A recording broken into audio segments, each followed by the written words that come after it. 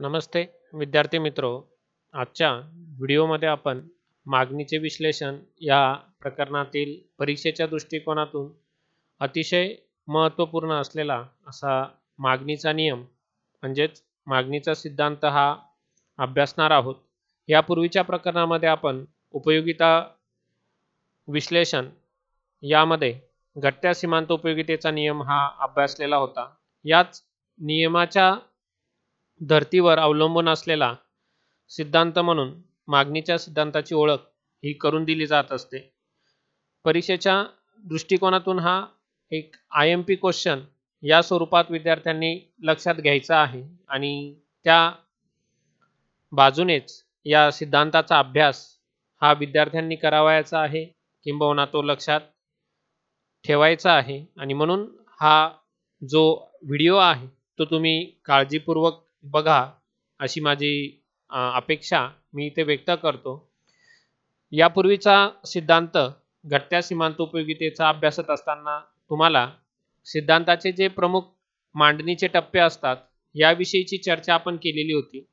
पुन्हा एकदा त्या टप्प्यांविषयीची माहिती आपण या सिद्धांताच्या सुरुवातीच्या भागामध्ये घेऊया. सिद्धांताची मांडणी करत असताना त्याला प्रस्तावना असते. त्याचबरोबर सूक्ष्म अर्थशास्त्रातल्या सिद्धांताला एका विशिष्ट परिस्थिती अंतर्गतच अभ्यासले जात असल्यामुळे तिथे गृहीतकांची मांडणी ही आपणास बघावयास मिळते. त्यानंतर सिद्धांताचं सादरीकरण करीत असताना एका काल्पनिक उदाहरणाचा आणि त्या उदाहरणावर आधारित आकृतीच्या स्पष्टीकरणाचा भाग हा समाविष्ट केलेला असतो. त्यानंतर सिद्धांत काही विशिष्ट परिस्थितींमध्ये लागू होत नाही, ते सिद्धांताचे अपवाद म्हणून अभ्यासले जातात. तसेच अनेक तज्ज्ञ त्या सिद्धांताचा अभ्यास करत असतात आणि त्या सिद्धांतातील दोष किंवा टीका या त्यांच्याद्वारे मांडल्या जातात. आणि शेवटच्या भागामध्ये हा सिद्धांत त्याचे महत्त्व दैनंदिन जीवनामध्ये किंवा अर्थव्यवस्थेच्या दृष्टिकोनातून किंवा मानवी विकासामध्ये कशा स्वरूपात आहे याविषयीचा जो दृष्टिकोन आहे किंवा भूमिका आहे ती त्या मुद्द्यामध्ये मांडली जात असते. आजचा मागणीचा सिद्धांत किंवा नियम, ज्याला आपण लॉ ऑफ डिमांड असे म्हणतो, तो बघत असताना त्याला खरेदीचा पहिला नियम म्हणून देखील ओळखले जात असते. आता बाजारामध्ये एखादी वस्तू जास्त किमतीला कमी प्रमाणात खरेदी केली पाहिजे व कमी किमतीला जास्त प्रमाणात खरेदी केली पाहिजे याबद्दलची कोणीही माहिती सांगण्याची आपणास आवश्यकता नसते. ही मानवाची एक नैसर्गिक प्रवृत्ती आपणास बघायला मिळते आणि याच नैसर्गिक परिस्थितीला एका नियमामध्ये व्यवस्थितरित्या मांडण्याची महत्त्वपूर्ण जबाबदारी या अंतर्गत केलेली आपणास बघावयास मिळते. हा अनुभव सर्वप्रथम 1838 मध्ये कुर्नो या अर्थतज्ञाने जगासमोर मांडण्याचा प्रयत्न केला, परंतु हा सिद्धांत सुधारित स्वरूपामध्ये मांडण्याची जी महत्त्वपूर्ण भूमिका आहे ती डॉक्टर आल्फ्रेड मार्शल यांनी केली आणि तेव्हापासून हा सिद्धांत डॉक्टर आल्फ्रेड मार्शलच्याच नावाने प्रामुख्याने ओळखला जातो. हा सिद्धांत अर्थशास्त्राची मूलतत्वे या पुस्तकामध्ये 1890 मध्ये डॉक्टर आल्फ्रेड मार्शल यांनी मांडला आहे. त्याच प्रिन्सिपल्स ऑफ इकॉनॉमिक्स असे म्हटले जाते. यामध्ये प्रामुख्याने वस्तूची किंमत आणि त्या विशिष्ट वस्तूची मागणी यातील परस्पर संबंध हा प्रामुख्याने स्पष्ट केला आहे, की जो संबंध एकमेकांच्या विरुद्ध स्वरूपामध्ये आपणास बघावयास मिळत असतो. ज्यामध्ये किंमत कमी होते तेव्हा मागणी वाढते आणि किंमत जास्त असते तेव्हा वस्तूच्या मागणीमध्ये घट ही प्रामुख्याने आपणास बघावयास मिळते. म्हणजेच किमतीतील आणि मागणीतील परस्पर विरुद्ध संबंध, ज्याला अर्थशास्त्रीय भाषेमध्ये व्यस्त संबंध असे म्हणतात, या प्रमुख भूमिकेवरती या संपूर्ण सिद्धांताची जी मांडणी आहे ती आपणास बघावयास मिळते. आपण आता या सिद्धांताची व्याख्या म्हणजेच विधान हे बघणार आहोत. यापूर्वी देखील जो नियम आपण बघितला त्यामध्ये सुद्धा तुम्हाला सांगितलं होतं की सूक्ष्म अर्थशास्त्रातले जे सिद्धांत आहेत ते एका विशिष्ट वाक्याने सुरू होणारे असतात. ते विशिष्ट वाक्य होतं, इतर परिस्थिती स्थिर असताना किंवा कायम असताना. या विशिष्ट वाक्याने या सूक्ष्म अर्थशास्त्रातल्या सर्व सिद्धांताची जी विधानं आहेत ती मांडली जातात किंवा त्या विशिष्ट वाक्याने त्यांची सुरुवात आपणास बघावयास मिळते. म्हणजे थोडक्यात आपण असं म्हणू शकतो की सूक्ष्म अर्थशास्त्रातले बहुतांशी सिद्धांत हे गृहीतकांवर अवलंबून असतात किंवा विशिष्ट परिस्थितीमध्येच ते लागू होतात. त्या प्रकारची जर स्थिती नसेल तर तो सिद्धांत अनुभवायला येत नाही. आणि म्हणून मागणीच्या नियमाचा जर अनुभव घ्यायचा असेल तर त्या प्रसंगी केवळ वस्तूच्या किमतीत बदल झाल्यानंतर मागणीत नेमका कोणता बदल होतो याविषयीची जर भूमिका आपणास समजून घ्यायची असेल तर मागणीवर परिणाम करणारे जे इतर घटक आपण यापूर्वी बघितले होते, जसं व्यक्तीचं उत्पन्न असेल, पर्यायी वस्तू किंवा त्यांच्या किमती असतील किंवा जाहिरातबाजी असेल, पूरक वस्तू आणि त्यांच्या किमती यासारखे जे घटक आहेत ते देखील वस्तूची मागणी कमी किंवा जास्त करण्यामध्ये आपली भूमिका पार पाडत असतात.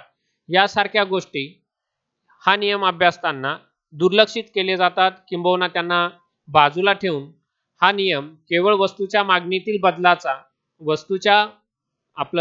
वस्तूच्या किमतीतील बदलाचा वस्तूच्या मागणीतील बदलावर होणारा नेमका परिणाम कसा असतो याविषयीचं विवेचन किंवा स्पष्टीकरण या सिद्धांतातून दिले जाते. आणि म्हणून प्राध्यापक अल्फ्रेड मार्शल हे जेव्हा या सिद्धांताचं विधान मांडतात तेव्हा ते पुढील पद्धतीने त्याची स्थिती तिथे व्यक्त करतात. ती म्हणजे इतर परिस्थिती स्थिर असताना वस्तूची किंमत वाढली असता मागणी घटते आणि वस्तूची किंमत कमी झाली असता मागणी वाढते. दुसऱ्या शब्दामध्ये जर या सिद्धांताचं विधान सांगायचं ठरलं तर इतर परिस्थिती कायम असताना वस्तूच्या किमतीत वाढ होते तेव्हा वस्तूच्या मागणीत घट होते आणि जेव्हा वस्तूच्या किमतीत घट होते तेव्हा वस्तूच्या मागणीत वाढ होताना आपणास बघावयास मिळते. म्हणजेच वस्तूच्या किमतीतील आणि मागणीचा संबंध हा एकमेकांच्या विरुद्ध दिशेने बदलताना दिसतो आणि अशा प्रकारचा संबंध हा व्यस्त स्वरूपाचा म्हणून अभ्यासला जातो. परस्पर विरुद्ध म्हणून त्याची ओळख ही करून दिली जात असते. या सिद्धांताची रूपरेषा मांडत असताना किमतीचा आणि मागणीचा संबंध हा आपण यापूर्वी देखील बघितलेला होता. तो किंमत जास्त मागणी कमी, किंमत कमी मागणी जास्त या स्वरूपातील स्थितीवरती अवलंबून असतो किंवा त्या प्रकारची भूमिका तिथे मांडत असतो. त्याच स्थितीचा एकंदरीत जो अभ्यास आहे तो या सिद्धांताअंतर्गत केला जातो. या सिद्धांताची मांडणी करत असताना गणितीय परिभाषेमध्ये मागणी हे किमतीचे फलन असते अशा पद्धतीची भूमिका इथे मांडली जात असते. ही भूमिका मांडत असताना इथे एका सूत्राचा, समीकरणाचा प्रामुख्याने उल्लेख हा केला जातो. dx is equal to function of px, म्हणजेच x या वस्तूची मागणी ही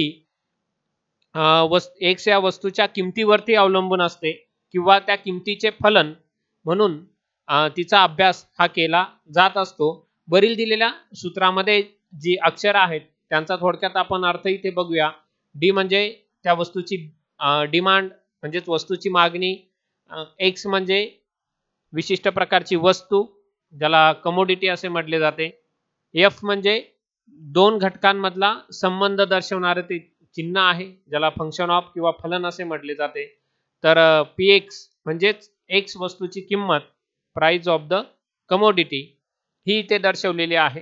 आणि मागणी व किंमत यांचा फलन संबंध स्पष्ट करताना पुढील सूत्र आपणास प्रामुख्याने बघायला मिळते, ते म्हणजे dx is equal to function of px, म्हणजेच मागणी ही किमतीवर अवलंबून असते किंवा मागणी हे किमतीचे फलन असते. ही स्थिती अभ्यासत असताना मार्शलने या नियमामध्ये काही गृहीतकांची मांडणी ही केलेली बघावयास मिळते.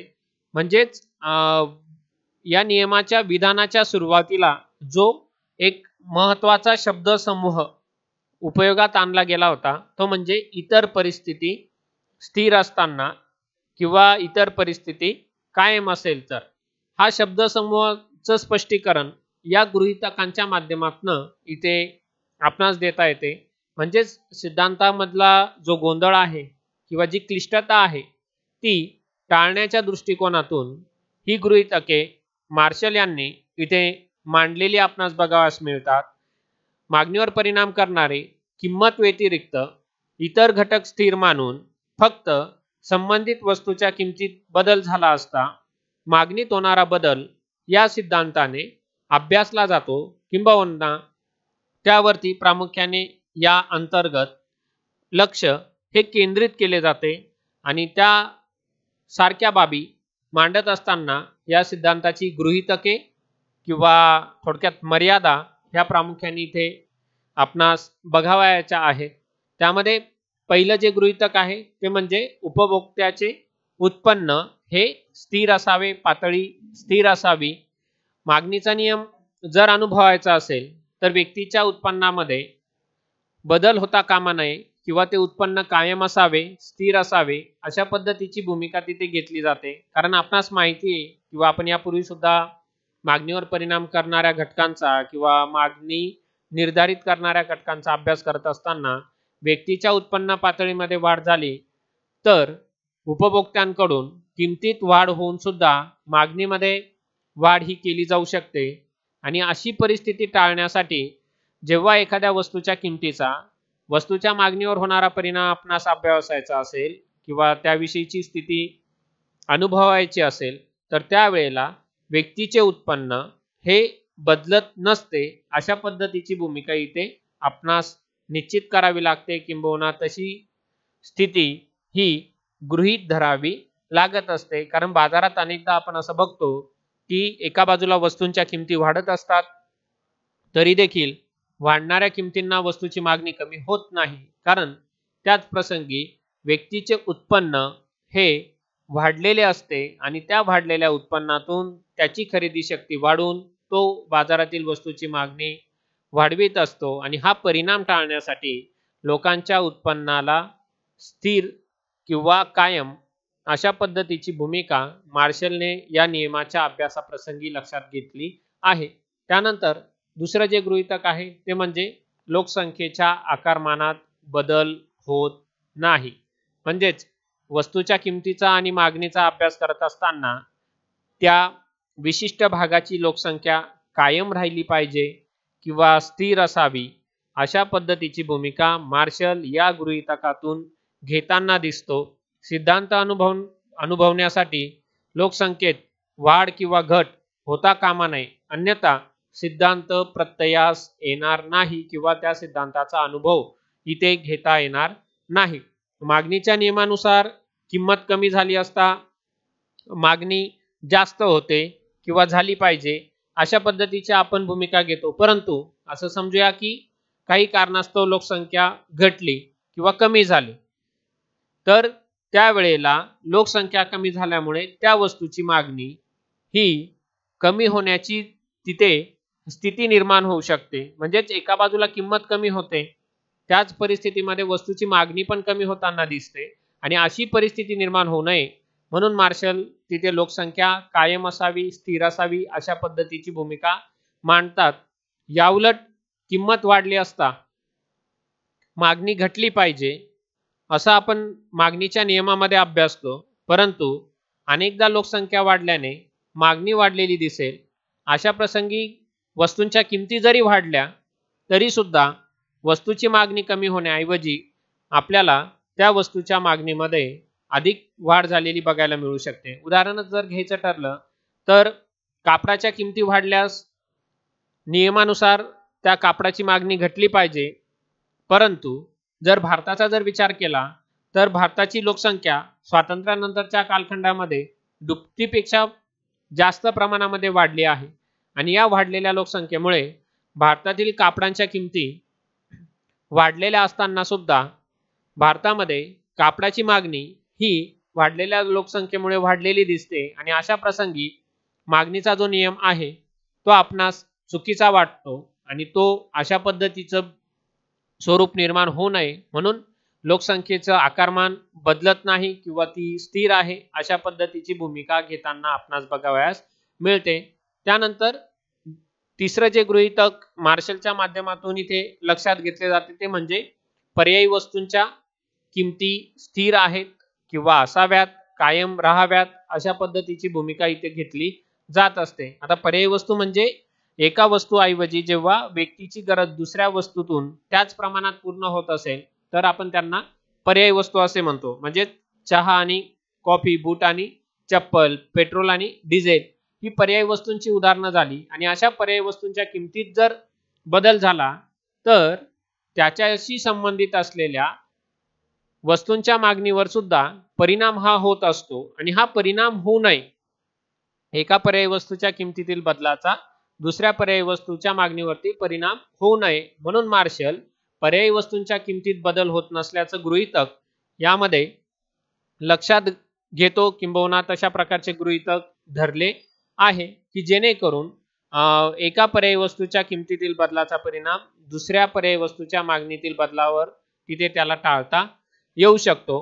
पूर्वीच्या काळी शहरामध्ये स्टेशनवर जाण्यासाठी किंवा बस स्टँडवर किंवा रेल्वे स्टेशनवर जाण्यासाठी टांगा हा वापरला जात होता, परंतु याला रिक्षा व टॅक्सी या स्वरूपामध्ये चांगला आणि स्वस्त पर्याय हा उपलब्ध झाल्याने टांग्याचे दर उतरवले तरी सुद्धा टांग्याचा स्वस्त पर्याय हा लोकांनी टाळला, कारण त्यांना रिक्षा आणि टॅक्सीच्या रूपाने चांगला आणि स्वस्त पर्याय तिथे उपलब्ध झालेला आपल्याला बघावयास मिळतो. म्हणजे तिथे टांगावाल्यांनी टांग्याचे दर कमी करून सुद्धा त्याची मागणी करणाऱ्या ग्राहकांची संख्या त्यांना वाढविता आली नाही आणि म्हणून अशी परिस्थिती आपण ज्या वस्तूच्या किमतीचा आणि मागणीचा अभ्यास करणार आहोत नियमाच्या संदर्भामध्ये आपणास उद्भवू नये किंबहुना तशा प्रकारची अवस्था तिथे निर्माण होऊ नये म्हणून पर्यायी वस्तूंच्या किमती स्थिर असाव्यात किंबहुना त्या कायम असाव्यात अशा प्रकारची भूमिका इथे घेतली जाते की जेणेकरून एखाद्या वस्तूची किंमत वाढल्यानंतर त्या वस्तूची मागणी कशी कमी होते हे आपणास तिथे समजून घेता येऊ शकते किंबहुना त्या संदर्भातला अभ्यास तिथे करता येऊ शकतो. त्यानंतर चौथं जे गृहीतक आहे ते म्हणजे पूरक वस्तूंच्या स्थिर किमती. आता जसा पर्यायी वस्तूंचा परिणाम हा त्याच्याशी संबंधित असलेल्या वस्तूंवर होत असतो तसंच पूरक वस्तूंमध्ये सुद्धा एका वस्तूच्या किमतीतील बदलाचा दुसऱ्या वस्तूच्या मागणीतील बदलावरती परिणाम होत असतो आणि हा परिणाम टाळण्यासाठी पूरक वस्तूंच्या किमतीत बदल होत नाही असे गृहीत धरले जात असते. आता आपण हा मुद्दा समजून घेत असताना एक उदाहरण घेऊया. बाजारामध्ये गाड्यांच्या किमती या बऱ्याच प्रमाणात कमी झाल्या आहेत किंबहुना त्यांच्या विक्रीच्या योजना बदलल्यामुळे आपणास सर्वसामान्य भारतीय नागरिकाला सुद्धा 4 चाकी गाडी घेणं किंवा 2 चाकी गाडी घेणं विकत घेणे हे सहज शक्य होते आणि किंमत कमी झाल्याने त्यांची मागणी जास्त झाली. परंतु आता नुसती गाडी घेऊन चालेल का, तर ती गाडी चालवण्यासाठी आपणास कसली आवश्यकता आहे, पेट्रोलची. आणि आता पेट्रोलच्या किमतीचा आणि पेट्रोलच्या मागणीचा जर विचार केला तर दिवसेंदिवस दिवसागणिक पेट्रोलची किंमत ही काय होते, जास्त होते. तरी सुद्धा पेट्रोलची मागणी कमी होते आहे का, तर नाही, तर उलट पक्षी त्यांची मागणी काय होते, जास्त होते. कारण गाड्या किंवा वाहने यांच्या किमती कमी झाल्याने त्यांची मागणी वाढली. वाढत्या मागणीबरोबर गाडी चालवण्यासाठी पूरक असलेल्या डिझेल किंवा पेट्रोल या इंधन रूपी वस्तूचा देखील मागणीत वाढ होताना आपणास बघावयास मिळाली आणि म्हणून तिथे आपणास असा विपरीत अनुभव येतो की पेट्रोलच्या किमती किंवा डिझेलच्या किमती वाढत असताना सुद्धा त्यांची मागणी कमी होताना दिसत नाही आणि म्हणून अशी परिस्थिती निर्माण होऊ नये या भूमिकेतून मार्शल पूरक वस्तूंच्या किमती कायम लक्षात घेतात किंवा त्या स्थिर असाव्यात अशा पद्धतीची भूमिका तिथे त्यांच्याद्वारे मांडली जात असते. त्यानंतर पुढचं जे गृहीतक आहे ते म्हणजे भविष्यात किंमत बदलाची अपेक्षा नाही. जसा वर्तमानातल्या स्थितीचा त्या वस्तूच्या मागणीतील बदलावरती परिणाम होत असतो त्याच पद्धतीने त्या वस्तूच्या भविष्यातील बदलाचा सुद्धा परिणाम वस्तूच्या वर्तमानातील मागणीवरती हा प्रामुख्याने बघायला मिळत असतो. उपभोक्त्यांची भविष्यात किंमत विषयक बदल घडून येण्याची जर कोणतीही शक्यता असेल तर त्यातून मागणी ही त्याच्याद्वारे बदलवली जाऊ शकते आणि ती परिस्थिती निर्माण होऊ नये म्हणून भविष्यामध्ये किंमत बदल होत नाही असे गृहीत धरले आहे. जर आपण समजा भविष्यामध्ये वस्तूची किंमत वाढण्याचा अंदाज असेल तर उपभोक्ते काय करतील, सध्या किंमत वाढत असताना सुद्धा त्याची जास्त मागणी करू शकतात. आपण यापूर्वी पण उदाहरण बघितलं होतं की पेट्रोल पंपावरती जर आपणास अशी बातमी लागली की उद्यापासून पेट्रोलच्या किमती वाढणार आहेत तर आपण आजच त्याची मागणी वाढवण्यास सुरुवात करतो, की जेणेकरून उद्या जास्त किमतीला पेट्रोल विकत घेण्यातून जे नुकसान होणार आहे ते नुकसान या क्रियेतून आपण टाळण्याला प्रयत्न करतो, किंबहुना तशा पद्धतीची भूमिका तिथे निवडली जात असते. आणि म्हणून भविष्यातल्या त्या वस्तूच्या किंमत विषयक बाबी किंवा तिच्या पर्यायांविषयक बाबी या निर्माण होत नसतात. अशा प्रकारची तिथे भूमिका प्रामुख्याने लक्षात घेतली जात असते. त्यानंतर पुढचं जे गृहीतक आहे ते म्हणजे व्यक्तीच्या आवडीनिवडी, सवयी, फॅशन्स किंवा त्याचे प्राधान्य यामध्ये बदल होत नसतो. मागणीच्या नियमाच्या सत्यतेसाठी असे गृहीत मानले आहे की उपभोक्त्याच्या आवडीनिवडी, सवयी, फॅशन या स्थिर असतात किंवा त्या बदलता कामा नये. कारण यामध्ये जर बदल झाला तर मागणीच्या नियमाची जी भूमिका मांडली गेली आहे कोणती, की इतर परिस्थिती कायम असताना किंमत वाढली असता मागणी कमी होते, किंमत कमी झाली असता मागणी वाढते, ती स्थिती आपणास अनुभवायास येणार नाही. आणि म्हणून अशी विपरीत अवस्था टाळण्याच्या दृष्टिकोनातून मार्शलने व्यक्तीच्या आवडीनिवडी किंवा ग्राहकाच्या आवडीनिवडी, सवयी, बदलत्या फॅशन्स या निर्माण होत नाही किंवा यात बदल होत नाही अशा प्रकारची भूमिका तिथे त्यांनी मांडलेली आपणास बघायला मिळते. पूर्वी लोक धोतर वापरत असत. आता त्या धोतरांविषयीची लोकांची आवड कमी झाली, कारण त्याची जागा जीन्स पॅन्ट्सने घेतली किंवा कॉटन जीन्सने घेतली. आणि बाजारात असं आपल्याला चित्र बघायला मिळतं की धोतरांच्या किमती कमी होऊनही त्यांची मागणी वाढली नाही. आणि त्याऐवजी जेम्स बॉन्डच्या टाईपच्या किंवा जीन्स टाईपच्या ज्या पॅन्ट्स आहेत त्यांची मागणी मोठ्या प्रमाणात वाढलेली बाजारात बघायला मिळते. म्हणजेच लोकांच्या आवडीनिवडी जर बदलल्या तर एखादी वस्तू लोकांना फुकट जरी देऊ केली तरी लोक ती घेणार नाही. आणि तशा प्रकारची स्थिती टाळण्याच्या दृष्टिकोनातून लोकांची आवड निवड ही पूर्वापार आहे अशा प्रकारची भूमिका तिथे मांडली जाते, किंबहुना लक्षात घ्यावी लागते, की जेणेकरून वस्तूच्या किमतीतील बदलाचा परिणाम वस्तूच्या मागणीवर मार्शलने त्याच्या नियमात सांगितला आहे त्याचप्रमाणे आपणास बघावयास मिळू शकेल. अन्यथा त्या नियमाची सत्यता ही पडताळता येणार नाही. त्यानंतर शेवटचं जे गृहीतक आहे ते म्हणजे कर विषयक धोरणात बदल होत नाही किंवा कर विषयक धोरण कायम आहे. प्रत्यक्ष आणि अप्रत्यक्ष करांबाबतच्या सरकारी धोरणांचा विविध वस्तू व सेवांच्या मागणीवर मोठा प्रभाव पडतो. सरकारने जाहीर केलेल्या कर विषयक सरकारी धोरणांमध्ये कोणताही बदल होत नाही असे गृहीत धरले आहे. कारण जर अप्रत्यक्ष कर बदलले तर त्या कर बदलाचा परिणाम वस्तूच्या किमतीवर होतो आणि त्यातून मागणी प्रभावित होऊ शकते. आणि ती परिस्थिती टाळण्याच्या दृष्टिकोनातून हे गृहीतक यामध्ये लक्षात घेतले जात असते. अशा गृहीतकांचा आधार घेऊन मार्शल या नियमाची मांडणी करत असल्याचं आपणास बघावयास मिळते, की ज्यातून वस्तूची किंमत जास्त असताना वस्तूची मागणी कमी केली जाते. या उलट जर वस्तूची किंमत कमी असेल तर वस्तूची मागणी जास्त प्रमाणात होताना आपणास बघायला मिळते. आता ही स्थिती समजून घेत असताना आपण एका काल्पनिक उदाहरणाचा आणि आकृतीचा यामध्ये वापर करणार आहोत. यापूर्वी सुद्धा या अशा किमतीच्या आणि मागणीच्या कोष्टकाचा म्हणजेच मागणी पत्रकाचा आपण अभ्यास हा केलेला आहे, ज्यामध्ये बाजार मागणी पत्रक, वैयक्तिक मागणी पत्रक या दोन संकल्पना आपण त्या प्रसंगी समजून घेतलेल्या होत्या.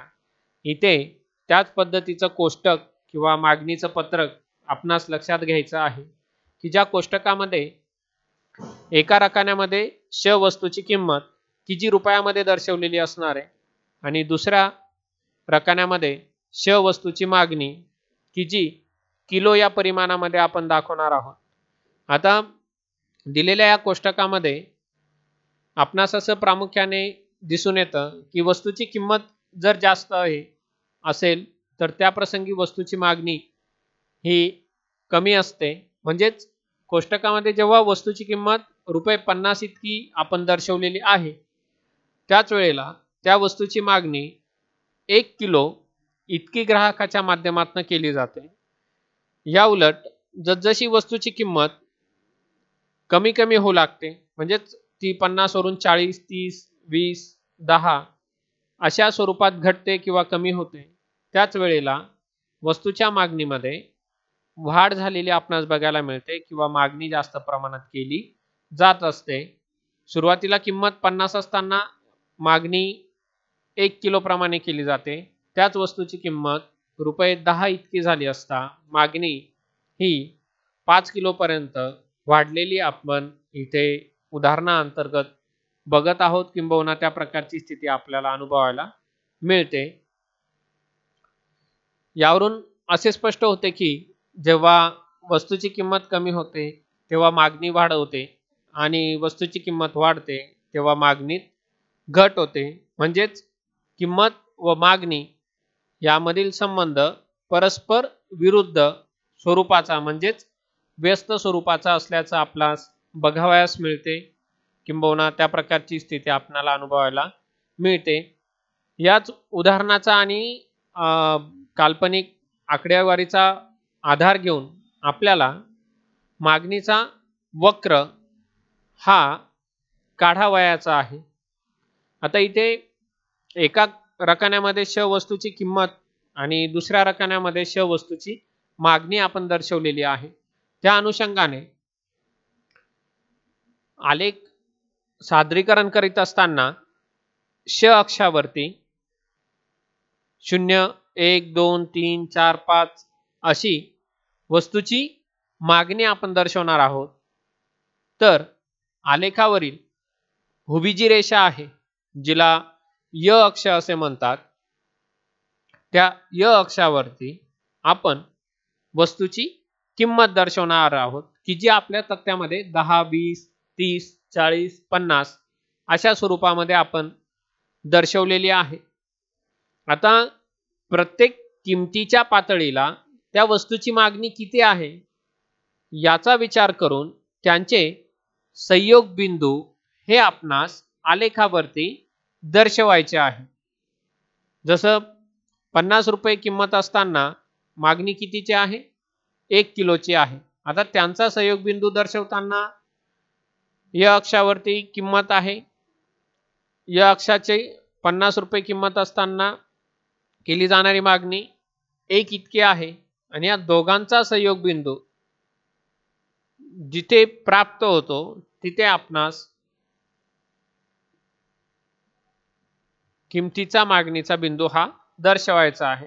तसेच 40 रुपये किंमत असताना 2 किलो मागणी, 30 रुपये किंमत असताना 3 किलो, 20 रुपये किंमत असताना ती 4 आणि अनुक्रमे 10 रुपये किंमत झाली असता मागणी ही 5 किलो पर्यंत वाढलेली आपल्याला बघायला मिळते.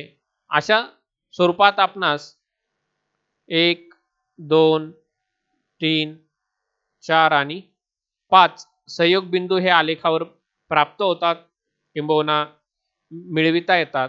आता हे 5 बिंदू एका सरळ रेषेने जोडले असता आपणास म हा मागणीचा वक्र प्राप्त होतो. म हा मागणीचा वक्र प्राप्त होतो की जो मागणीचा वक्र डावीकडून उजवीकडे वरून खाली येणारा असतो. डावीकडून उजवीकडे वरून खाली येणारा असतो. म्हणजेच मागणी वक्राचा आकार हा नकारात्मक किंवा ऋणात्मक स्वरूपाचा असतो आणि अशी स्थिती दर्शवणारा वक्र किंमत आणि मागणीचा परस्पर विरुद्ध किंवा व्यस्त संबंध दर्शवितो. परस्पर विरुद्ध किंवा व्यस्त संबंध दर्शवतो की ज्या संबंधातून आपण असे दाखवू शकतो की किंमत जास्त असताना मागणी कमी असते आणि किंमत कमी झाली असता मागणी वाढते. कारण किमतीचा आणि मागणीचा कसा आहे संबंध? व्यस्त स्वरूपातला. आपण वस्तूच्या किमतीचा विचार करून बाजारात त्या वस्तूची मागणी ही करीत असतो किंबहुना ती लक्षात घेतली जात असते. कारण किमतीच्या रूपाने आपणास पैशाचा त्याग करावा लागतो आणि त्या त्यागापोटी आपणास त्या वस्तूची उपयोगिता किती आहे, गरज किती आहे यांचा विचार केला जातो. तसेच विविध उपयोगी वस्तू बाजारपेठेमध्ये असतात. त्यामध्ये ज्या वस्तूंच्या किमती कमी असतील त्या वस्तू विविध कारणांसाठी उपयोगात आणल्या जातात. अशाच वस्तूच्या जर किमती वाढल्या तर त्या वस्तूंचा वापर करत असताना केवळ महत्त्वाच्या कामांकरिता किंवा कारणांकरिताच वापर हा केला जात असतो. निकडीच्या गोष्टींमध्येच त्या वस्तू उपयोगात आणल्या जात असतात. तसेच प्रत्येक वस्तूला पर्यायी वस्तू या बाजारपेठेमध्ये उपलब्ध असतात आणि स्वस्त आणि चांगला पर्याय हा बाजारामध्ये व्यक्तीच्या माध्यमातून शोधला जातो आणि त्याचा परिणाम म्हणून सुद्धा मागणीचा वक्र किंवा किंमत व मागणीचा संबंध हा परस्पर विरुद्ध असल्याचं आपण म्हणू शकतो किंबहुना आपणास बघावयास मिळत असते. अशी अनेक गृहीतकांवर या मागणीच्या सिद्धांताची पायाभरणी किंबहुना रचना आपणास बघावयास मिळते. त्या गृहीतकांची स्थिती जर तिथे प्राप्त होत असेल तरच किंमत व मागणीचा व्यस्त संबंध आपणास दिसून येतो. अन्यथा हा नियम बऱ्याचदा क्लिष्ट वाटतो, गोंधळ निर्माण करणारा वाटतो. हा नियम तुम्हाला समजला असेल असे मी इथे मत व्यक्त करतो आणि थांबतो. धन्यवाद.